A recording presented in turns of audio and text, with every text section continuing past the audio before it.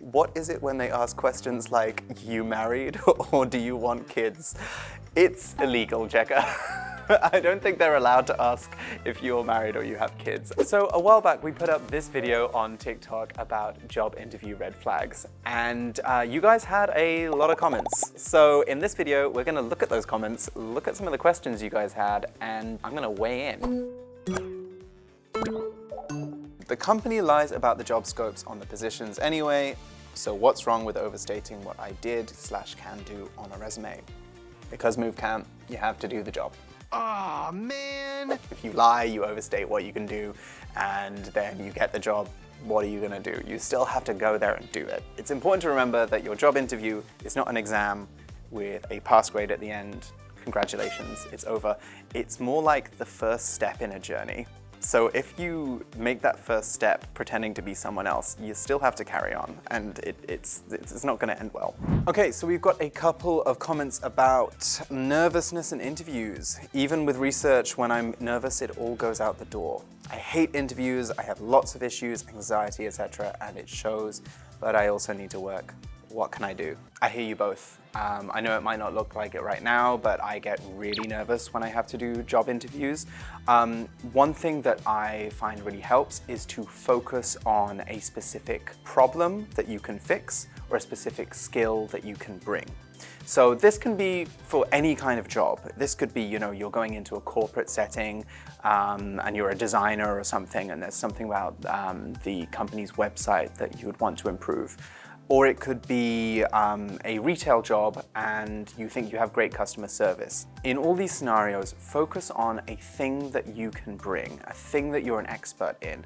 Identify problems or identify areas that the company is trying to address by making their current hire, and really focus on how you can help in those areas. You can bring that framework to basically all of your questions. You can bring it to tell us about yourself. What are your strengths? What are your weaknesses? You can bring it to skill-based questions about the specific job.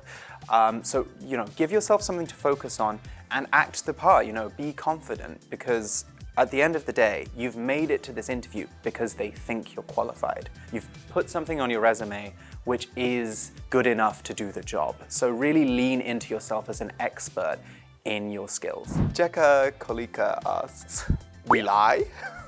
What about companies when they lie and when they're like, oh, we're just one big happy family? Also, what is it when they ask questions like, you married or do you want kids? It's illegal, Jekka. I don't think they're allowed to ask if you're married or you have kids. And if they did, red flag, get out of there. Get out!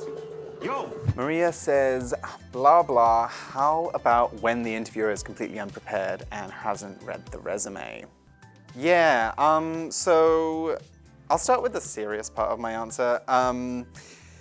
Sometimes that might be a screening interview. Like some recruiters, you know, they're handling a huge volume of applications for different positions at different companies, and they might just be screening you to make sure, you know, you've got the right information on your resume. They've got a bit of extra context that they can pass on to the actual hiring manager. In that case, they might just not have time, so they might just be asking you follow-up questions. Second part, it's not a tit for tat. Like, if the recruiter is not doing their job properly, that doesn't mean you get to do your job as an applicant worse. Do you see what I mean? Like, you don't get prizes for showing up. Okay, next, Sugar Cube Butterfinger BB. Sugar Cube Butterfinger BB says, I don't want to work, please. Me neither, Sugar Cube. Angel P or Angel P, no lo sé. What are considered good questions from the part of the candidate to the hiring manager or the recruiter? Can you tell me a little bit about the day-to-day of this job?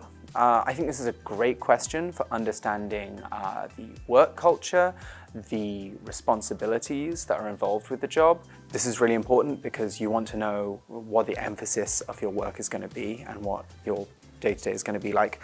Another really good question, I would say, is what are the opportunities for growth? What are the growth opportunities at this company? You want to be thinking about where you're going next, not just where you're going now. So, are there, opportunities for mentorship? Is there a lot of internal mobility?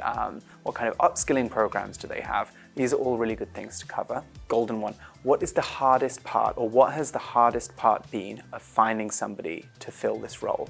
This tells you a lot about the hiring process and about what the company is prioritizing. Fantastic questions. And that's all we've got for now. I hope you found this video helpful. If you have any more questions about job interviews, company research, salary negotiations, drop me a comment down below and I'll get back to them in a future video.